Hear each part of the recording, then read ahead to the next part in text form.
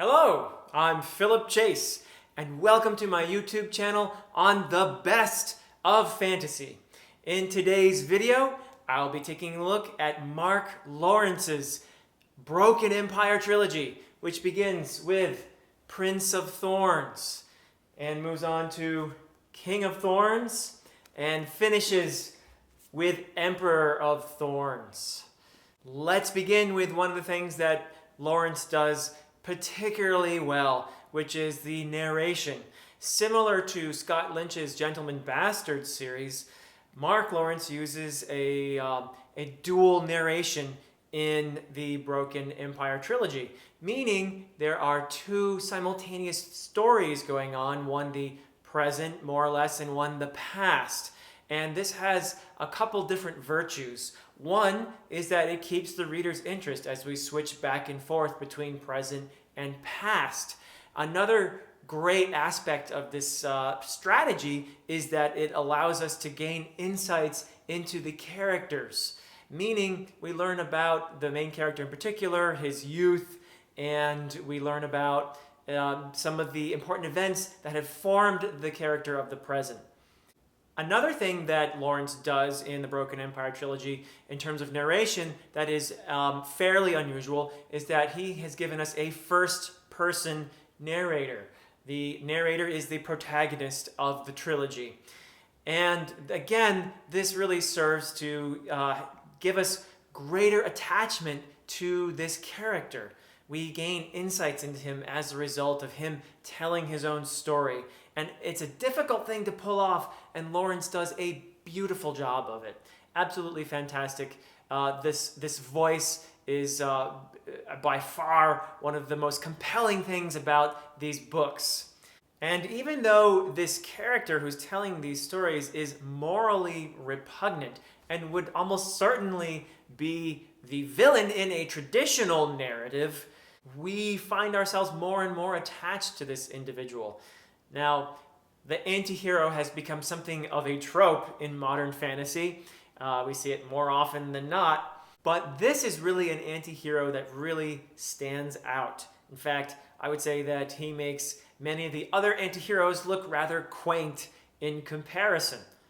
He is beautifully executed and astoundingly ambitious and arrogant, and he is a doer of terrible deeds. So the question arises, why do I like this guy and even find myself rooting for him? Jorg Ankrath is our narrator and protagonist. And perhaps it's because the story is told through his voice. We gradually learn about the trauma that has formed this young man. And it might also be because, as a narrator, he is brutally honest with us. I don't think for a moment that he's an unreliable narrator, because the truths that he tells are least of all flattering to himself.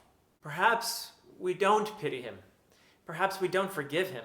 We certainly don't condone him. But by the end of the story, we understand him. It would be wrong to call him a psychopath, because he shows many times that he is actually capable of empathy. But he is certainly a broken person, and he will stop at nothing to achieve his vengeance and fulfill his ambition. And while Jorg Ankrath is certainly the main interest in this trilogy, there are some vivid supporting characters as well.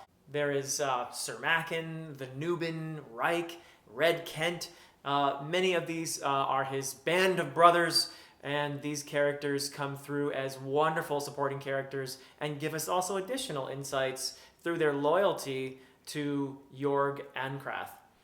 And there are some really well-realized, powerful women characters in here as well. There is Miana and Chella and Catherine, and these characters play very important roles and show their own kinds of strength throughout the narrative.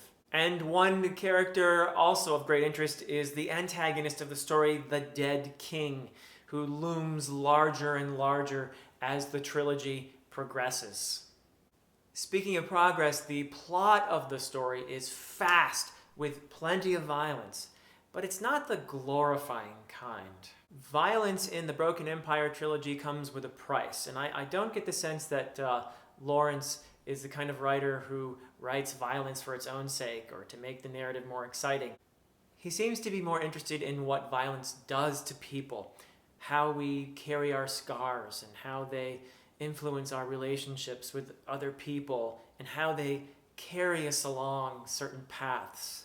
The setting of the story is, at first glance, a fairly typical medieval-inspired kind of fantasy.